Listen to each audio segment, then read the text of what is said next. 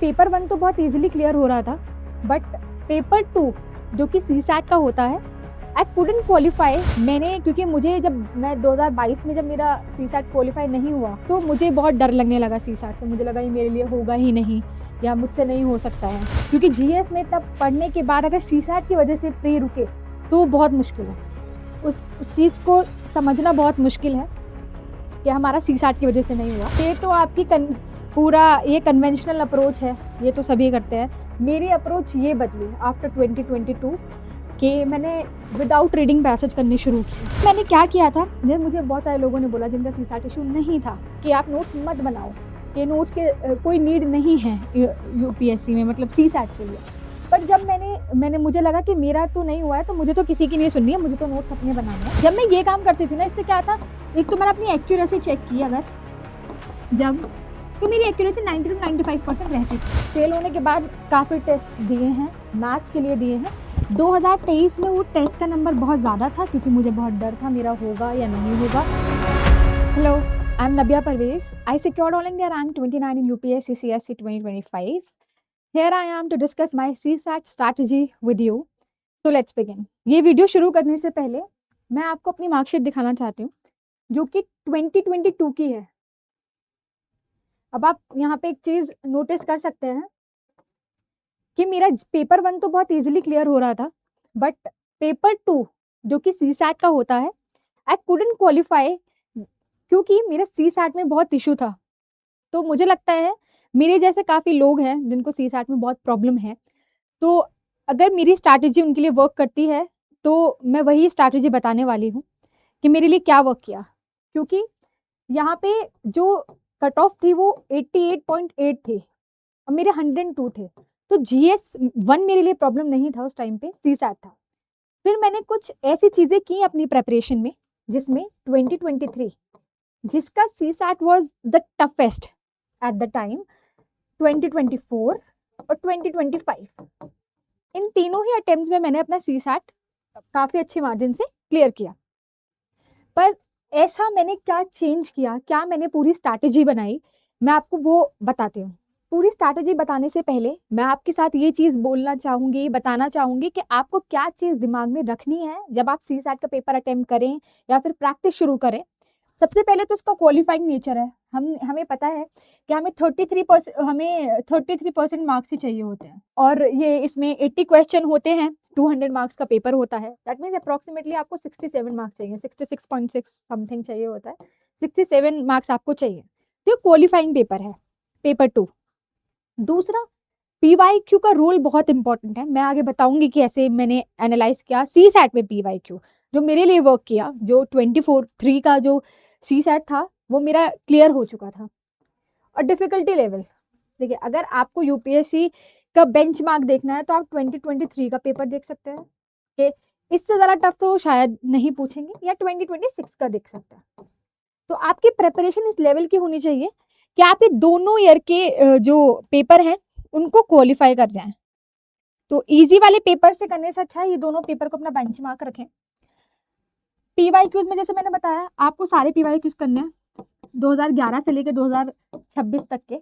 आपको एक यूपीएससी के लैंग्वेज का पता चलेगा। यहाँ पे जो दूसरी चीज़ है वो है मेरी स्ट्रैटेजी क्या रही। देखिए, मेरी स्ट्रैटेजी में सबसे इम्पोर्टेंट जो रोल था, लेकिन मैं अपनी स्ट्रैटेजी जो आपको बताने वाली हूँ उसमें मैं एक बात बोलना चाहती हूँ। Like I would like to add a caveat here कि don't blindly follow the strategy of any topper, क्योंकि वो मेरे लिए वर्क किया है, मुझे अपनी स्ट्रेंथ और वीकनेसेस का पता था।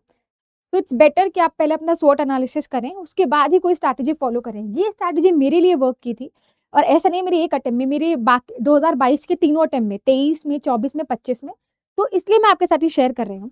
पहला, मैंने PYQs किए थे, मैंने PYQs सारे सीसैट के किए थे। तो मैं क्या करती थी, जब मैं कॉम्प्रिहेंशन करती थी तो मैं सारे यूपीएससी के जो PDF है मैं उनको डाउनलोड करके उसमें जो मेरी PDF होती थी उसमें मैं वो जो कॉम्प्रिहेंशन वाले पेजेस हैं उनको एक्सट्रैक्ट करके PDF कंपाइल करती थी अपने आरसी के लिए, और मैं यूपीएससी के लैंग्वेज वाले ही आरसी करती थी। और मैथ वाले सेक्शन के लिए आप कर सकते हैं यूपीएससी के क्वेश्चन, अदरवाइज आप टेस्ट सीरीज भी कर सकते हैं। टेस्ट सीरीज का क्या रोल है, मैंने क्योंकि मुझे जब मैं 2022 में जब मेरा सीसैट क्वालीफाई नहीं हुआ, तो मुझे बहुत डर लगने लगा सीसैट से। मुझे लगा ये मेरे लिए होगा ही नहीं या मुझसे नहीं हो सकता है।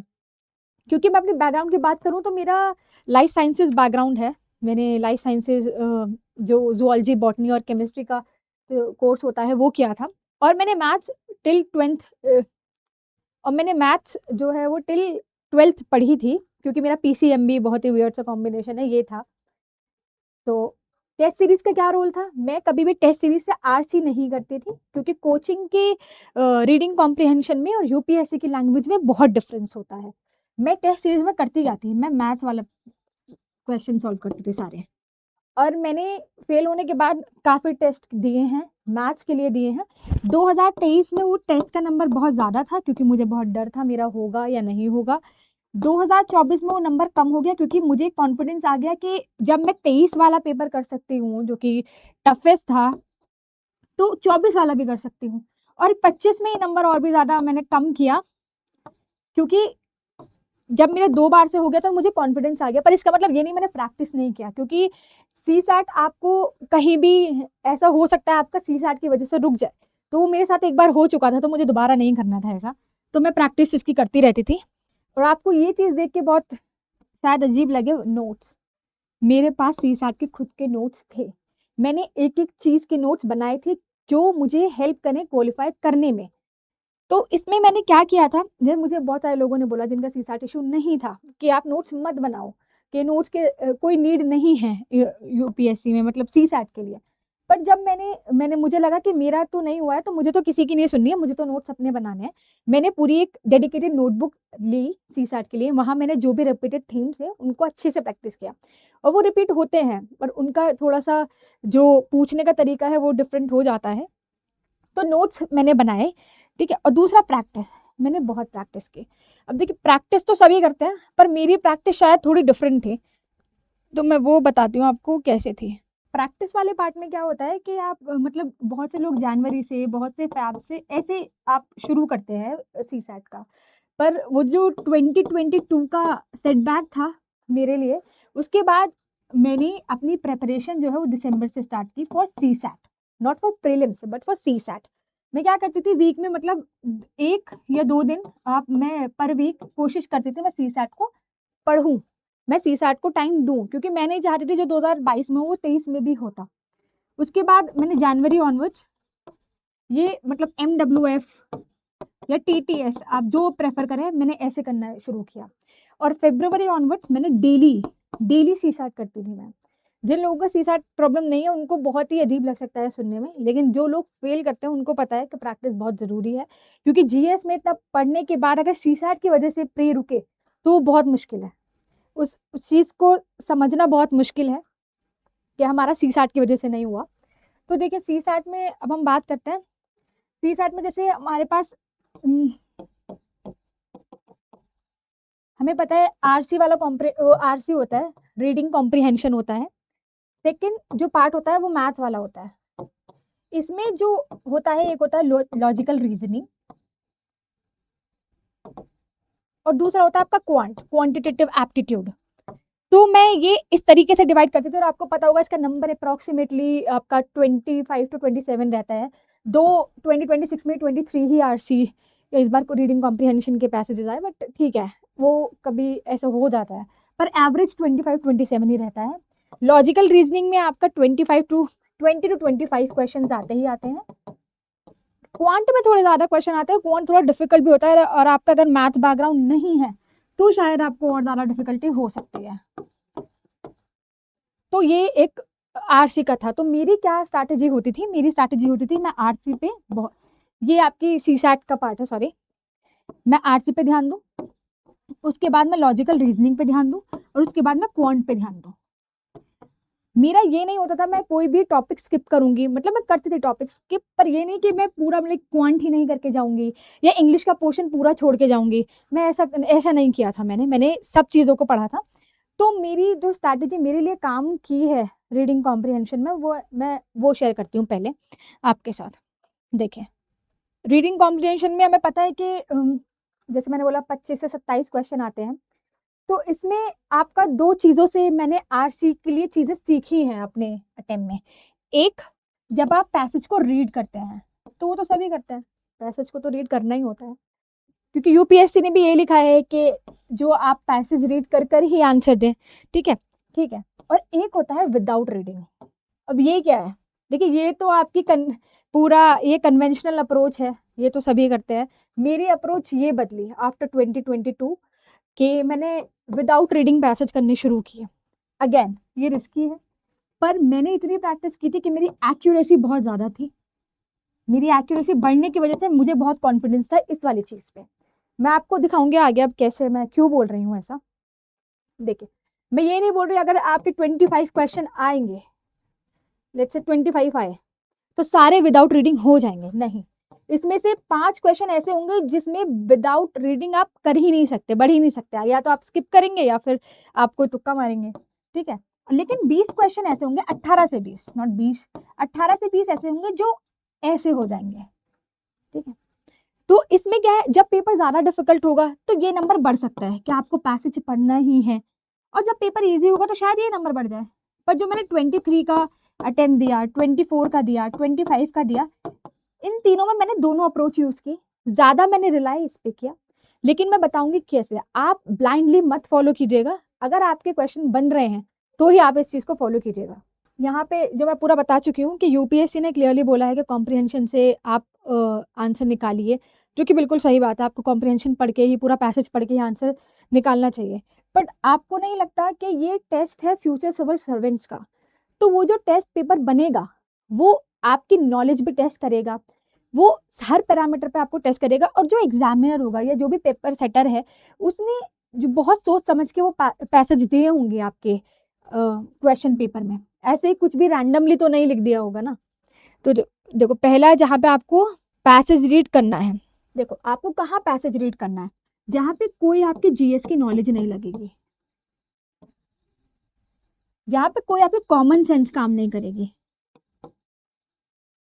यहाँ पे ऑप्शन बहुत ट्रिकी होंगे, ट्रिकी इन द सेंस कि आपको बहुत ही सेम ऑप्शन लग रहे होंगे, जहाँ पे आइडेंटिफाई करना बहुत मुश्किल है 2 ऑप्शन के बीच में, तो वहां भी आपको रीड करना है। इससे क्या होता है कि आप जब कम रीड करते हैं, जब आप रीड करते हैं, जब आपको यहाँ से आंसर नहीं मिलता है, तो इससे क्या होता है,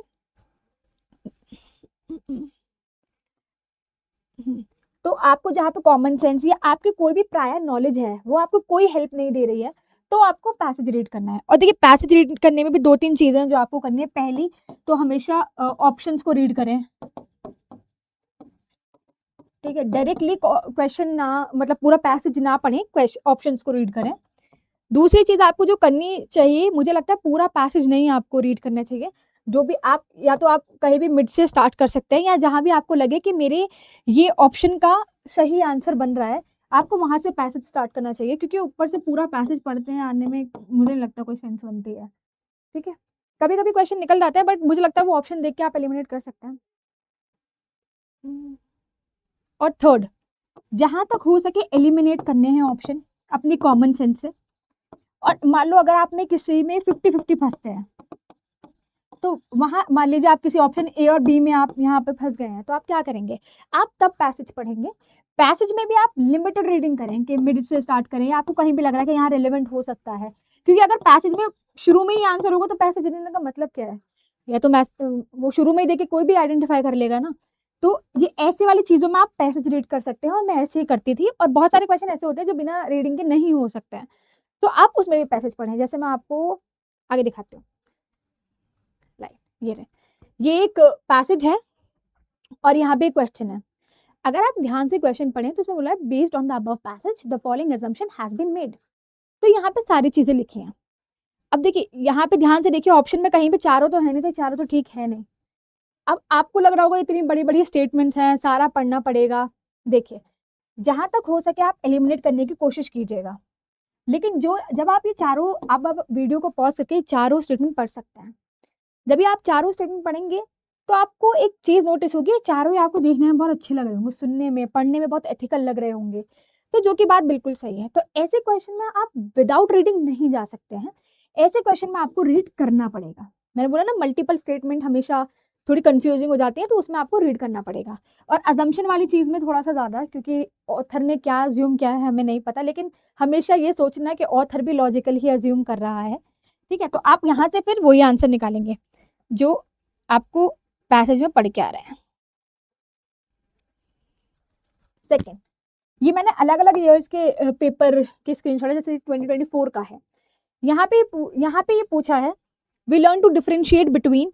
यहाँ पे आप नहीं बता सकते, कोई नॉलेज, कोई प्रायर नॉलेज आपकी यहाँ पे कोई हेल्प नहीं देगी। आपको इस क्वेश्चन के आंसर के लिए ये पढ़ना पड़ेगा। It's purely passage based. तो ऐसे क्वेश्चन हर पेपर में होते हैं, नंबर डिफर करता है, कभी क्वेश्चन ज्यादा होते हैं, कभी कम होते हैं। तो ऐसे क्वेश्चन में आप टाइम लगा सकते हैं। आप खुद इमेजिन कीजिए, अगर 25 क्वेश्चन पूछ रहा है, अगर आप 5 से 7 क्वेश्चन में पढ़ भी रहे हैं, लेकिन बाकी जो बचे हुए क्वेश्चन है आप उसे विदाउट रीडिंग कर रहे हैं, तो यहाँ पे आपका कितना टाइम सेव हो गया ना। जब यहाँ पे आपका टाइम सेव होता है, पूरा कॉम्प्रिहेंशन आपका like depends on number of question, आराम से 30-35 मिनट्स में हो जाता है। तो आप क्या करेंगे, आप बचा हुआ 1.5 घंटा कहाँ देंगे, मैथ्स में देंगे। मैथ्स में आप पहले लॉजिकल रीजनिंग करेंगे, फिर आप क्वांट करेंगे। ठीक है, तो ये मेरी अप्रोच होती थी। 30 नहीं तो 40 मिनट्स में मैं कर लूँ, पर मेरा ये था मैं आरसी ऐसे करूंगी। और कोई भी चीज फॉलो करने से पहले आप प्लीज खुद कीजिएगा ये सब चीजें। ओके, ये नेक्स्ट क्वेश्चन है, इसमें कंक्लूजन पूछा है, ये भी 2026 का ही है। इसमें देखो, आप, मुझे नहीं पता है, इसमें पैसेज पढ़ना पड़ेगा क्योंकि इसमें आपको कंक्लूजन पूछा है सारा, लेकिन आप खुद स्टेटमेंट रीड करके देखो, आपको क्या समझ में आएगा, ये कितना एक्सट्रीम स्टेटमेंट है। तो पहली चीज तो वही हो गई कि हमेशा पहले ऑप्शन पढ़ो, नीचे देखो कि चारों कहीं भी नहीं है, 3 स्टेटमेंट भी ठीक नहीं बोल रहा है, तो मतलब गलती है यहाँ पे। दूसरा चीज, हमेशा एलिमिनेट करने की कोशिश करो बिना पढ़े। तो ऑल वाली चीज तो पहले चली गई, तो ये तो गया। ठीक है, फिर देखो, the common grazing ground of the village are intended to for use by the cattle of that village. ठीक है, अच्छा, believe in to be more concern about the tenant. ठीक है, और ये मुझे यहाँ पे अगर डाउट हो रहा है, अब मैंने कहा पूरा पैसेज नहीं पढ़ना है, मिड से स्टार्ट कर सकते हैं, लेकिन आप ये लाइन पढ़ो यहाँ से, इसका कोई सेंस बन रहा है, यहाँ से मुझे सेंस बनता दिख रहा है। ये भी मुझे थोड़ा पढ़ के वियर्ड लग रहा था, कैसे कैसे हो सकता है। तो अगर मैं 2 भी एलिमिनेट कर देती तो मैं 3 पे तो वैसे ही आ जाऊंगी, लेकिन फिर भी मैं रिस्क नहीं लूंगी क्योंकि मुझे इसके बारे में नहीं पता, तो मैं इसके लिए पैसेज पढ़ूंगी। तो ऐसे पैसेज पढ़ना है, खुद से पहले क्वेश्चन, खुद से ऑप्शन एलिमिनेट करने हैं, फिर आप यहाँ पे जा सकते हैं। ठीक है, और अगला क्वेश्चन, अगला, ओके, ये तो वो क्वेश्चन थे जो आप को पैसेज रीड करना पड़ेगा। अब मैं उन पैसेजेस की बात करना चाहती हूँ जो मैं अटेम्प्ट करती थी या जो मुझे करने में ज़्यादा अच्छा लगता था। वो पैसेजेस थे जहाँ पे मुझे पढ़ने की ज़रूरत ना पड़े। तो पढ़ने की ज़रूरत कौन से पैसेजेस में नहीं पड़ेगी, वहाँ पे जहाँ पे ऑप्शन में आपकी कॉमन सेंस लगेगी, जहाँ पे आप कोई जीएस की नॉलेज यूज कर सकते हैं अपनी। ठीक है, ये चीज आपको कैसे पता चलेगी कि मेरी कॉमन सेंस लग रही है नहीं लग रही है, या मेरी जीएस की नॉलेज यूज हो रही है नहीं हो रही है। और हमेशा इसमें एक चीज होती है, जो फॉरवर्ड लुकिंग स्टेटमेंट्स होती है ना, वो हमेशा ठीक होती हैं, जो इंक्लूसिव होती हैं, सस्टेनेबल होती हैं, वो हमेशा ठीक होती हैं। तो ये कैसे पता चलेगा, आपको क्या करना है, आपको पीवाईक्यूज करनी है। इसलिए मैंने पहली स्लाइड में बोला था कि मैं पीवाईक्यूज करती थी इससे। और कोचिंग का नहीं करने हैं टेस्ट, इसमें सिर्फ आपको यूपीएससी के पीवाईक्यू करने हैं। इससे आपको लैंग्वेज पता चलती है कि यूपीएससी पूछता क्या है। कभी कभी हम किसी टेस्ट सीरीज में, जो भी हम टेस्ट सीरीज अगर प्री के लिए ज्वाइन करते हैं, तो उसमें डिलिबरेटली कॉम्प्रिहेंशन, मुझे ऐसा लगा था, बहुत डिफिकल्ट बनाए जाते हैं, जो कि यूपीएससी में थोड़ा कम होता है। तो इट्स बेटर कि आप पीवाईक्यू करें यूपीएससी के टेस्ट से अच्छा है। टेस्ट आप मैथ्स के लिए करें, लॉजिकल रीजनिंग और क्वांट के लिए करें, पर आरसी के लिए आप सिर्फ पीवाईक्यूज पर रिलाय करें। जब मैं ये काम करती थी ना, इससे क्या था, एक तो मैंने अपनी एक्यूरेसी चेक की, अगर जब, तो मेरी एक्यूरेसी 90 to 95% रहती थी। तो मुझे लगता है ये मेरे लिए एक बेटर ऑप्शन था उस टाइम पे, क्योंकि अगर मेरी एक्यूरेसी 95 है और मेरा टाइम बच रहा है, अगर मैं 30 मिनट में पूरा कॉम्प्रिहेंशन पढ़ पा रही हूँ, मतलब पूरे सारे आरसी के क्वेश्चन कर पा रही हूँ, तो मेरे लिए तो मतलब इससे अच्छा और क्या ही हो सकता है कि बचा हुआ 1.5 घंटा मैं अपने लॉजिकल रीजनिंग और क्वांट को दूंगी। तो ये मेरी ये अप्रोच रहती थी कि मैं पहले मैंने सारे PYQs किए और मैंने PYQs में आइडेंटिफाई किया कि मेरा ठीक है, 95% तक मैं चली जाती हूँ। अगर मुझे अभी ऐसा याद नहीं, अगर 27 क्वेश्चन भी शायद आए थे, अगर 25 की बात है, आई डोंट नो, 27 क्वेश्चन थे, तो मतलब इसमें 25 क्वेश्चन तो मेरे ठीक थे, जिसमें से मैंने रीडिंग से भी किया था और विदाउट रीडिंग भी किया था।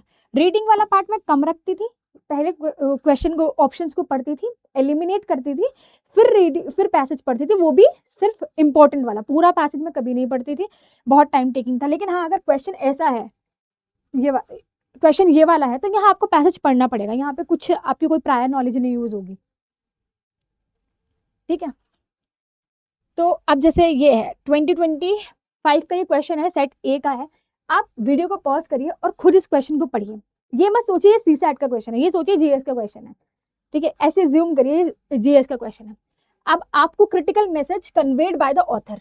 अब आपको नहीं लगता जो भी अगर ऑथर कन्वे करेगा कोई मैसेज, वो बहुत ही सस्टेनेबल, इंक्लूसिव होगा, क्योंकि वो खुद भी, आप इमेजिन करिए ना, अगर आप कोई पेपर सेट कर रहे हैं, वो भी फ्यूचर सिविल सर्वेंट का टेस्ट लेने के लिए, तो आप बहुत अच्छे ऑप्शन फ्रेम करेंगे, ठीक है। इसमें लिखा है conservation of biodiversity is not an issue to be worried about when some people depend on ecosystem for their livelihoods. Passive मत सोचिए, सिर्फ ऑप्शन सोचिए। मुझे तो नहीं लगता ये, मतलब conservation of biodiversity not an issue, ये कैसे हो सकता है? मतलब commercial exploitation of forest goes against the fundamental rights of the people dependent on the forest for food and shelter. हाँ, बात ठीक लग रही है, ये तो मैं कट कर चुकी हूँ, लेकिन यहाँ मुझे ठीक लग रहा है, तो यहाँ मैं रुक जाती हूँ कि अभी हमें नहीं पता आगे ऑप्शंस और क्या है। अगला देखिए, sustenance of livelihood and degradation of ecosystem while being together exasperate one another leading to conflict and imbalance. ये भी बहुत अच्छा साउंड कर रहा है। यहाँ पे मुझे लग रहा है कि हाँ, ये बहुत अच्छा ऑप्शन फ्रेम किया गया, लेकिन अभी मुझे नहीं पता। Commercial exploitation of ecosystem should be completely stop. ये बहुत एक्सट्रीम स्टेटमेंट है। आई एम नॉट सेइंग कि एक्सट्रीम हमेशा गलत होते हैं, पर 90 to 95% चांस है एक्सट्रीम गलत हो। जैसे ये वाला क्वेश्चन, ऑल एक्सट्रीम है, ठीक है, और कॉमन सेंस लगाइए, ये ऑल के साथ कभी सही नहीं हो सकता। अगर ये विदाउट ऑल होता तो हाँ, शायद हम कंसिडर करते हैं इसको, ये एक्सट्रीम है, तो मेरा ये तो गया, ये भी गया। अब मेरे पास ये दो हैं, और ध्यान से देखिए, ऑप्शन में कहीं नहीं लिखा लाइक आपके बी एंड सी, ठीक है। आपको एक ही ऑप्शन चूज करना है, क्योंकि इसमें 4 ही ऑप्शन है, ये A B 1 2 वाला नहीं है। अगर आपको इन दोनों में से कोई एक ऑप्शन चूज करने के लिए बोले, क्योंकि आंसर तो इन दोनों में से है, तो आप क्या करेंगे? जो आपको ज्यादा ब्रॉड लगे, जो ज्यादा इंक्लूसिव लगे, जो ज्यादा आपको फॉरवर्ड लुकिंग लगे, ठीक है, जो आपको सस्टेनेबल लगे, इंक्लूसिव लगे,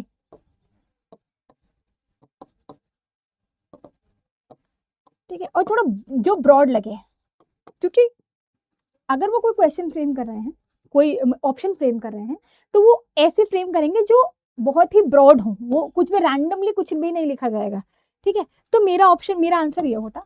मैंने अपने पेपर में भी ऐसे ही किया था, मैंने पैसेज को बिल्कुल नहीं रीड किया था और यही आंसर था, और मेरा ठीक हो गया था। सेकेंड, ये 2024 का क्वेश्चन है, इसमें देखिए।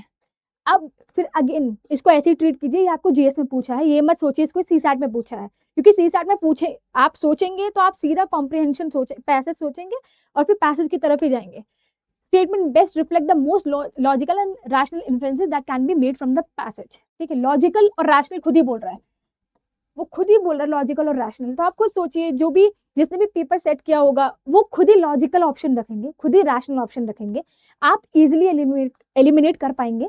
देखिए, the current methods of food distribution are solely responsible for the loss and wastage of food.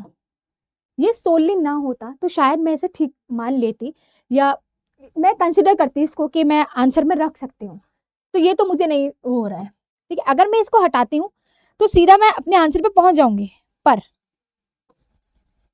हमें ये नहीं करना है। एक क्वेश्चन ऑप्शन कट करने के बाद कभी भी आंसर पे नहीं आना, चारों ऑप्शन तो हमेशा पढ़ने, हमेशा पढ़ने।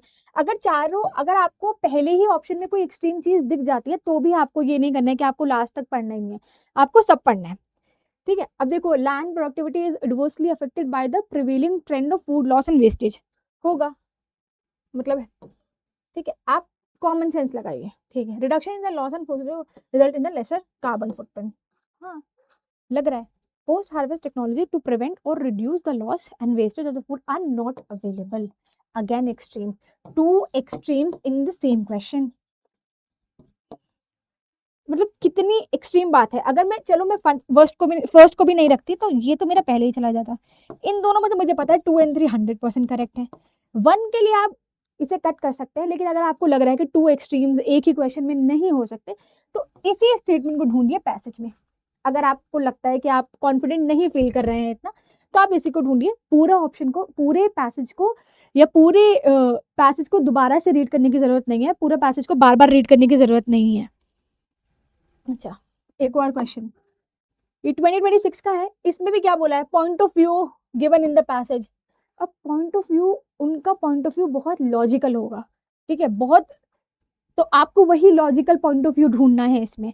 अगेन, इसको सीसैट का क्वेश्चन मत ट्रीट कीजिएगा, इसको ट्रीट कीजिए आपको कोई ऐसे ही क्वेश्चन दिया है, आपको कोई जीएस का क्वेश्चन पूछ रहा है, ठीक है। If AI were to take over customer service there would be no work left for the human subjects to do.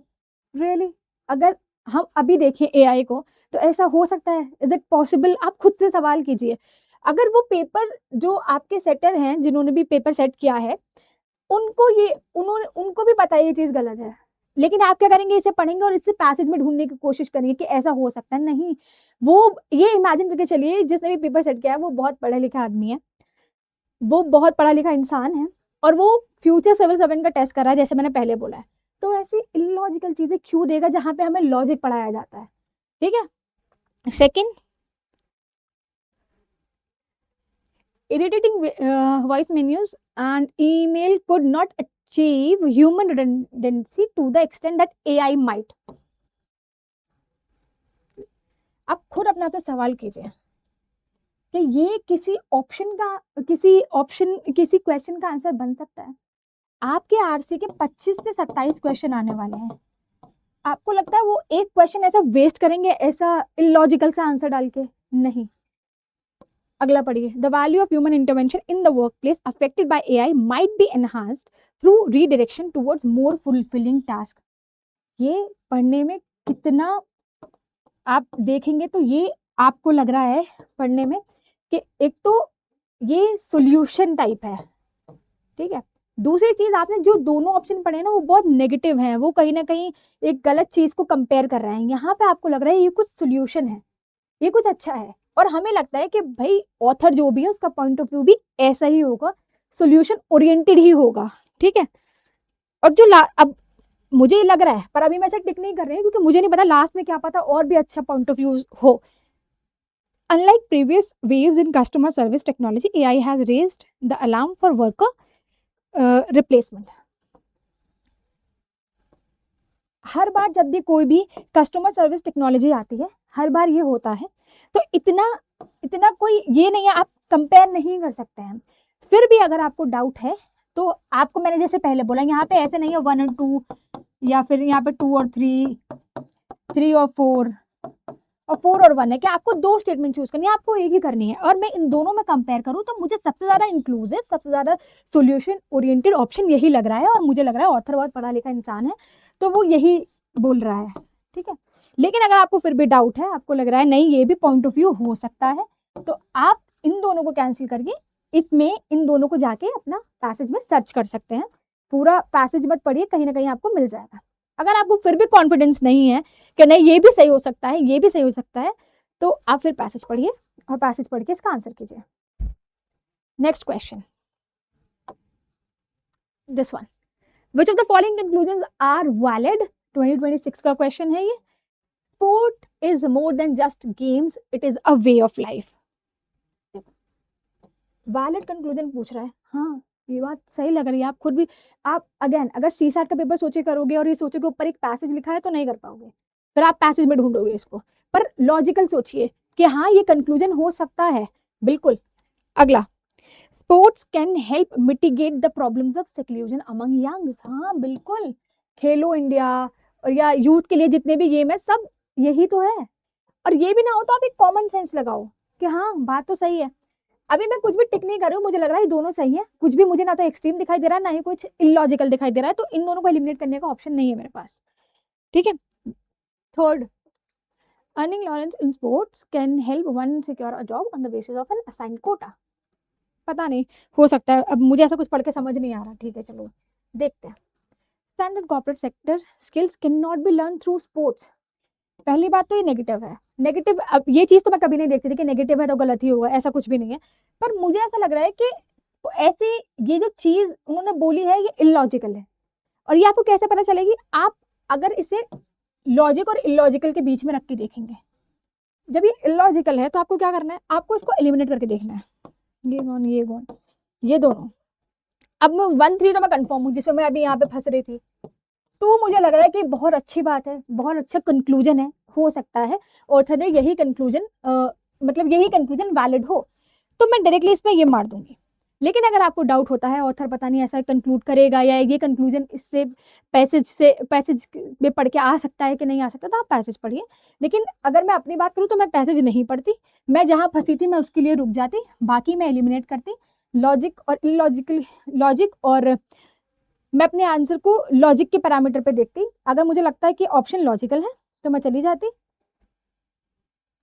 और अगर मुझे लगता है आंसर इलॉजिकल है तो मैं उसे वहीं एलिमिनेट कर देती।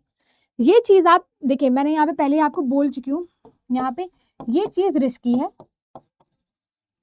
आप रिस्क अगर लेना चाहते हैं तो आप कर सकते हैं, पर मैंने ये रिस्क 23, 24, 25 में लिया।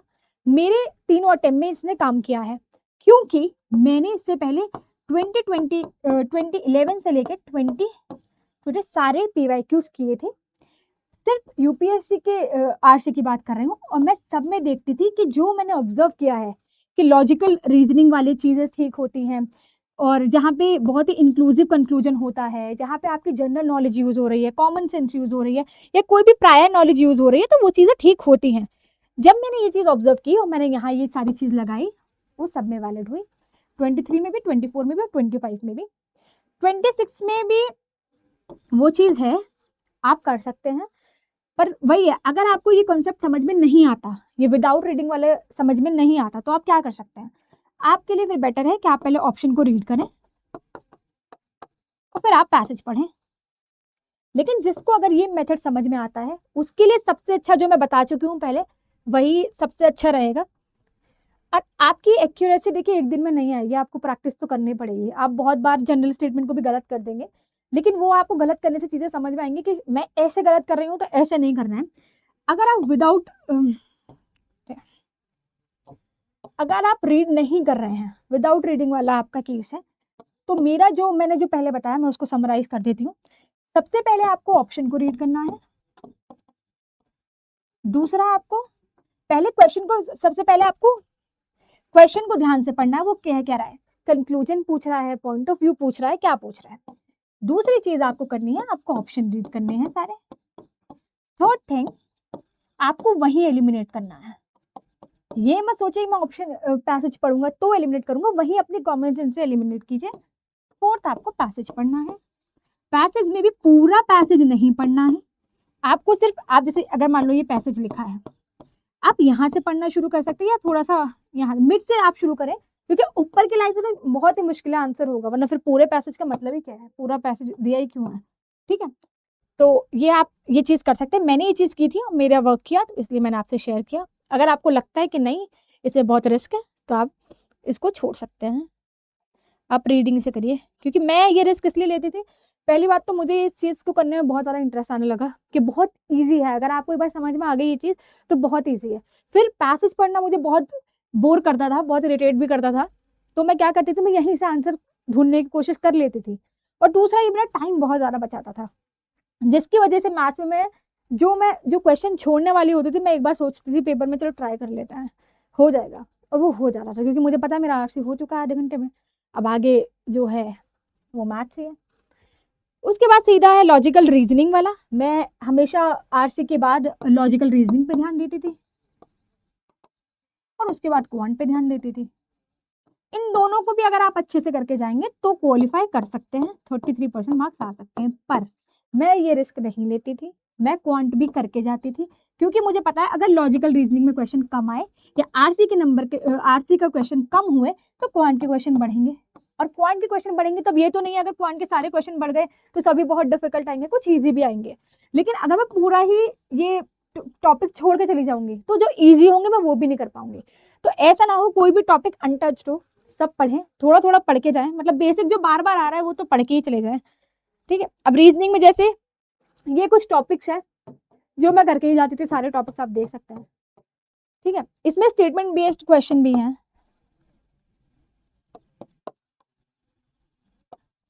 ठीक है, तो आप ये कर सकते थे और मैं इनको प्रैक्टिस करती थी, मेरे पूरे इसमें नोट्स थे मेरे पास, ठीक है। और third is the quantitative aptitude. इसमें number system is the king, number system को बहुत अच्छे से टाइम दीजिएगा, इसमें सारे टॉपिक्स लीजिएगा, मैंने नंबर सिस्टम के सारे ही टॉपिक्स किए होंगे, तो आप कर सकते हैं और ये बहुत डुएबल होता है, मुझे ऐसा लगता है अगर आपको एक बार नंबर सिस्टम समझ में आ गया तो आपका हो जाएगा, ठीक है। Percentage, profit and loss, time and distance, permutation combination and average, LCM, HCF, ages, ये सब आप कर सकते हैं, लेकिन मुझे परसेंटेज और ये सब कुछ ज़्यादा खास लगता नहीं था, पर मैं फिर भी पढ़ के जाती थी कि कोई इजी क्वेश्चन आ गया तो मेरा हो जाएगा, पर नंबर सिस्टम तो मैं लाइक छोड़ने का सोच भी नहीं सकती थी। और अब मैंने इसमें जो आपको पूरा बताया मैं उसको बता देती हूँ एक बार दोबारा से, पूरा समराइज कर देती हूँ मैंने क्या बोला। आरसी, रीजनिंग और क्वांट, ये 3 है आपके पास। आपको जो भी आप मेरी ये प्रायोरिटी रहती थी, आपकी जो हो आप वो कर सकते हैं, पहली चीज। दूसरी चीज जैसे मैं यहीं पे बता देती हूँ, दूसरी चीज